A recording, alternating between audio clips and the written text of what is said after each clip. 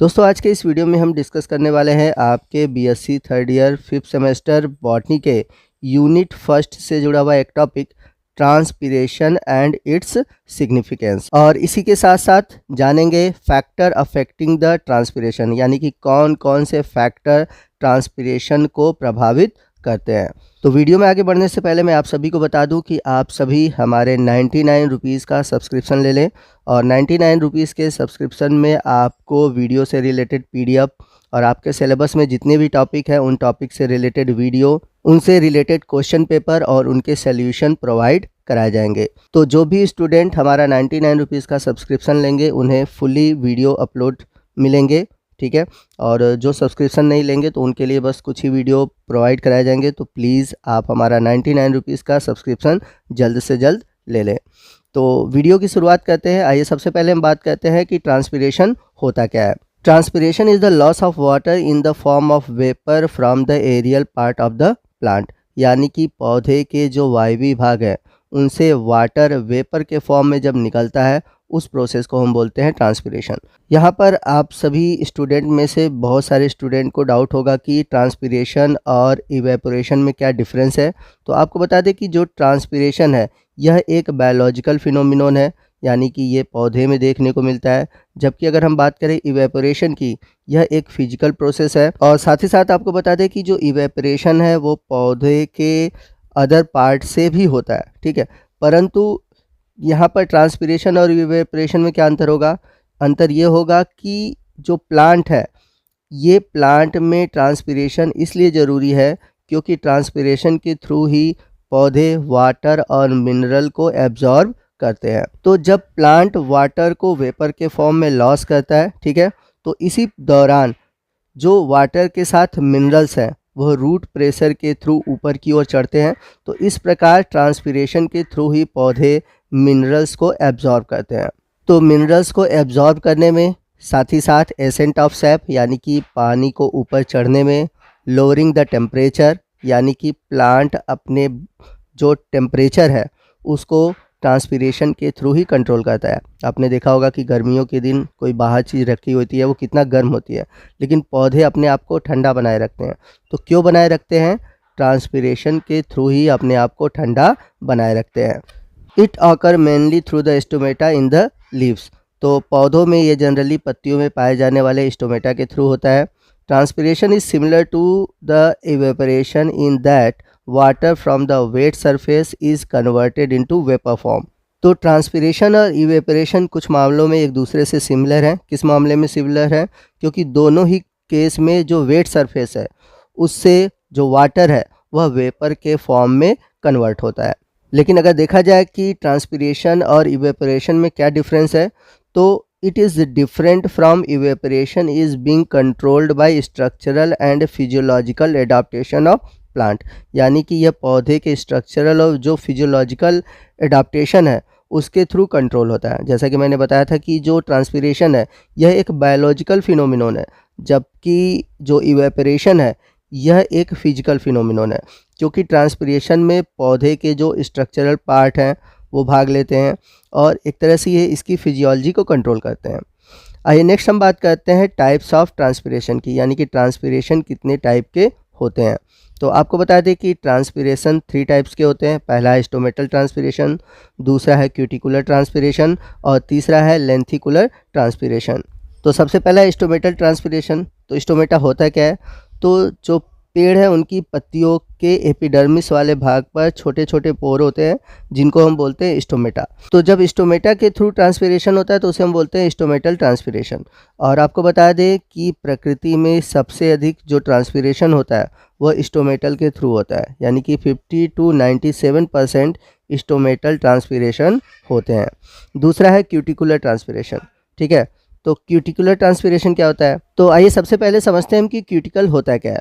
तो आपको बता दें कि जो पौधे के एपिडर्मिस वाले रीजन है जो कि पत्तियों के ऊपर वाले सरफेस पे पाए जाते हैं, तो उस पर एक लेयर पाई जाती है जो कि क्यूटीन की बनी होती है, और ये एक वैक्सी लेयर होती है जिसे हम बोलते हैं क्यूटिकल, ठीक है। तो क्यूटिकल क्या करता है? वाटर लॉस को रोकता है। जितने भी जीरोफिटिक प्लांट है, यानी कि ऐसे पौधे जो कि ऐसे स्थान पर पाए जाते हैं जहाँ पर पानी की कमी होती है, ठीक है, तो वहाँ पर पत्तियों के जो एपिडर्मस रीजन है उस पे एक लेयर होती है क्यूटिकल की। तो जब क्यूटिकल के थ्रू ट्रांसपीरेशन होता है तो उसे हम बोलते हैं क्यूटिकुलर ट्रांसपीरेशन। तो आपको बता दें कि क्यूटिकल के थ्रू वाटर लॉस बहुत कम होता है, ठीक है ना। और वाटर वेपर के फॉर्म में कहाँ से बनता है, कुछ क्रैक्स होते हैं क्यूटिकल पे, उसी के थ्रू ही यह वेपर के फॉर्म में निकलता है। तो इस तरह से देखा जाए तो जो क्यूटिकुलर ट्रांसपीरेशन होता है यह कुल ट्रांसपीरेशन का केवल 3 to 10% होता है। थर्ड है लेंथिकुलर ट्रांसपीरेशन। तो लेंथिकुलर ट्रांसपीरेशन क्या होता है, lenticels are aerating pores in the cork of woody stem. तो अगर हम बात करें लेंथिकल की, तो पौधों में जो वुडी स्टेम होते हैं या ट्विंग्स होते हैं या फ्रूट होते हैं, तो उस पर कुछ पोर होते हैं, उस पोर को ही हम बोलते हैं लेंथिकल्स। तो जब इन पोर से वाटर लॉस होता है वेपर के फॉर्म में तो इसे हम बोलते हैं लेंटिकुलर ट्रांसपीरेशन। तो इस प्रकार का जो ट्रांसपीरेशन होता है वो पौधों में बहुत ही कम, लगभग 0.1% ही होता है। तो यहाँ पर क्वेश्चन बनता है कि कौन सा ट्रांसपीरेशन सबसे कम होता है, तो याद रखिएगा लेंटिकुलर ट्रांसपीरेशन।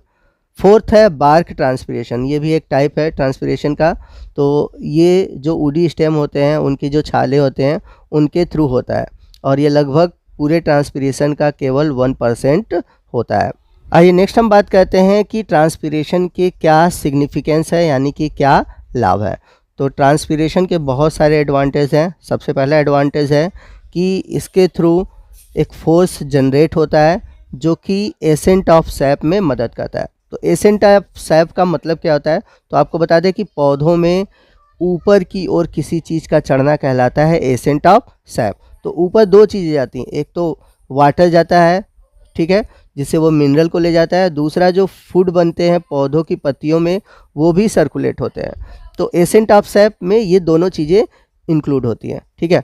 तो इस तरह से देखा जाए तो जो ट्रांसपीरेशन है ये मदद करता है एसेंट ऑफ सैप में। दूसरा पॉइंट है it help in the absorption of water and mineral by roots, यानी कि ट्रांसपीरेशन के थ्रू ही पौधे जो क्या करते हैं रूट्स के द्वारा वाटर और मिनरल को एब्जॉर्ब करते हैं। थर्ड बेनिफिट है it help in evaporating excess amount of water from moist soil, यानी कि इसके द्वारा क्या कहते हैं कि जो मॉइस्ट सॉइल होती है, ठीक है, तो मॉइस्ट सॉइल को हटाने के लिए, यानी कि सॉइल के मॉइस्चर को हटाने के लिए जो इवेपरेशन है वो क्या करता है, मदद करता है। यानी कि इसके थ्रू हम जो पौधे हैं वो एक्सेस ऑफ वाटर को हटा देते हैं। अगला सिग्निफिकेंस है it play a role in translocation of food from one part of the plant to the other part. जैसा कि मैंने बताया था कि ट्रांसपीरेशन के थ्रू ये भी होता है कि पौधे क्या करते हैं, जो भोजन है उसको एक पार्ट से दूसरे पार्ट तक पहुंचाते हैं। फिफ्थ सिग्निफिकेंस है it bring opening and closing of stomata which indirectly influence the gaseous exchange for process of photosynthesis and respiration. तो एक तरह से जो ट्रांसपीरेशन है वह मदद करता है स्टोमेटा के खुलने और बंद होने में। और स्टोमेटा का खुलना और बंद होना दो चीज़ों के लिए लाभदायक होता है। एक तो फोटोसिंथेसिस के दौरान गैसियस जो एक्सचेंज होता है, यानी कि पौधे जो कार्बन डाइऑक्साइड लेते हैं ऑक्सीजन छोड़ते हैं, और दूसरा रिस्पायरेशन के दौरान जो ऑक्सीजन लेते हैं कार्बन डाइऑक्साइड छोड़ते हैं। तो इन दोनों में मदद करता है स्टोमेटा का खुलना और बंद होना। तो स्टोमेटा का खुलना और बंद होना भी डिपेंड करता है ट्रांसपीरेशन के लिए। 6 पॉइंट है it help in dissipating the excess energy absorb from the sun which will otherwise raise the leaf temperature. तो एक तरह से जो पौधे हैं जो एकदम गर्म में या धूप में रहते हैं, ठीक, तो सनलाइट बहुत एक्सेस होती है, तो एक तरह से ये अपने टेम्परेचर को भी मेंटेन करते हैं। इस प्रकार ये पौधों में कूलिंग इफेक्ट के लिए सहायक होते हैं। आइए नेक्स्ट हम बात करते हैं कि कौन कौन से फैक्टर है, यानी कि कौन से कारक हैं जो कि ट्रांसपीरेशन को प्रभावित करते हैं। तो आपको बता दें कि पौधों में कोई भी फैक्टर हो उसको दो पार्ट में डिवाइड किया जा सकता है। एक तो है एक्सटर्नल फैक्टर और दूसरा है इंटरनल फैक्टर। यानी कि ट्रांसपीरेशन को भी प्रभावित करने वाले दो फैक्टर हैं, एक एक्सटर्नल यानी कि पौधों के जो बाहर है, और दूसरा है इंटरनल यानी कि जो पौधों के अंदर है। तो एक्सटर्नल फैक्टर में सबसे पहले हम बात करेंगे लाइट की। तो आपको बता दें कि ब्लू लाइट में मैक्सिमम ओपनिंग होती है स्टोमेटा की, और यदि लाइट नहीं होता है तो स्टोमेटा क्लोज होते हैं, और यदि स्टोमेटा क्लोज होगा तो ट्रांसपीरेशन नहीं होगी। तो ट्रांसपीरेशन का होना न होना डिपेंड करता है स्टोमेटा के खुलने और बंद होने पर। तो आपको बता दें कि ब्लू और जो रेड लाइट है ये ट्रांसपीरेशन को प्रभावित कर सकते हैं, ठीक है। मतलब लाइट होना चाहिए, अगर लाइट है तो स्टोमेटा ओपन होगा और स्टोमेटा ओपन होगा तो ट्रांसपीरेशन होगी। लेकिन अगर ब्लू और रेड लाइट है तो उस समय जो ओपनिंग होगी स्टोमेटा की वो मैक्सिमम होगी और इस केस में जो ट्रांसपीरेशन भी होगा वो सबसे ज़्यादा होगा। नेक्स्ट है रिलेटिव ह्यूमिडिटी। तो ह्यूमिड क्या है? तो एटमॉस्फेयर में अगर मॉइस्चर है, ठीक है, यानी कि वाटर वेपर मौजूद है, तो उस केस में जो ट्रांसपीरेशन होगा वो कम हो जाएगा। अगर एटमॉस्फेयर ड्राई है, ठीक है, तो यानी कि ह्यूमिडिटी कम है, उस केस में ट्रांसपीरेशन अधिक होगा। इसके बाद तीसरा एक्सटर्नल फैक्टर है टेम्परेचर। तो अगर हायर टेम्परेचर है इन्वायरमेंट में तो उस केस में जो ट्रांसपीरेशन है वो भी बहुत अधिक होगा, क्योंकि प्लांट अपने बॉडी के टेम्परेचर को मेंटेन करने के लिए उस समय ट्रांसपीरेशन की रेट को बढ़ा देते हैं। अगर टेम्परेचर कम होता है तो ट्रांसपीरेशन भी घट जाता है। अगला एक्सटर्नल फैक्टर है विंड। तो आपको बता दें कि अगर विंड चलती है यानी कि हवा बहती है तो उस केस में क्या होता है, ट्रांसपीरेशन की रेट बढ़ जाती है, क्योंकि अगर हवा नहीं चलता है तो जो वेपर होते हैं वाटर के वो लीप पर इकट्ठा रहते हैं, तो उस केस में ट्रांसपीरेशन क्या होता है, घटा रहता है, ठीक। लेकिन जैसे जैसे हवा चलती है, अगर हवा बहुत तेज़ चलती है तो वेपर हटते रहते हैं और ट्रांसपीरेशन की रेट बढ़ती रहती है। अगला जो फैक्टर है जो कि मोस्ट इम्पॉर्टेंट है, अवेलेबल सॉइल वाटर, यानी कि सॉइल में कितना पानी मौजूद है। यदि सॉइल में इनफ अमाउंट में पानी मौजूद है तो उस केस में ट्रांसपीरेशन की रेट जो होगी वह ठीक ठाक होगी, यानी तेज़ी से होगी। लेकिन अगर सफिशिएंट अमाउंट में सॉइल नहीं है उस केस में जो ट्रांसपीरेशन की रेट है वो घट जाएगी। अगला चलते हैं फैक्टर जो कि इंटरनल फैक्टर है। इंटरनल फैक्टर को हम प्लांट फैक्टर भी कह सकते हैं।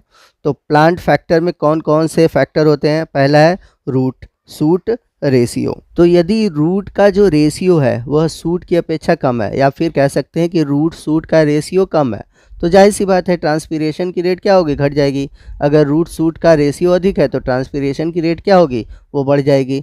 इसके बाद अगला जो फैक्टर है वो है स्ट्रक्चर ऑफ लीफ, यानी कि पत्ती की संरचना कैसी है। तो जैसा कि मैंने बताया था, अगर पत्ती पर क्यूटिकल की लेयर है यानी कि वैक्सी कोट है, तो अगर थिक वॉल है तो उस समय जो ट्रांसपीरेशन की रेट है वो घट जाएगी। इसके अलावा अगर हाइपोडर्मिस की लेयर है, सनकेन स्टोमेटा है, यानी कि स्टोमेटा जो है वो नीचे की ओर है पत्तियों में, ठीक है, यानी कि धंसे हुए हैं, तो उस केस में क्या होगा, जो ट्रांसपीरेशन की रेट है वह भी घट जाती है। तो सनकेन स्टोमेटा का मतलब है धंसे हुए स्टोमेटा जो कि नीचे धंसे होते हैं, ठीक है।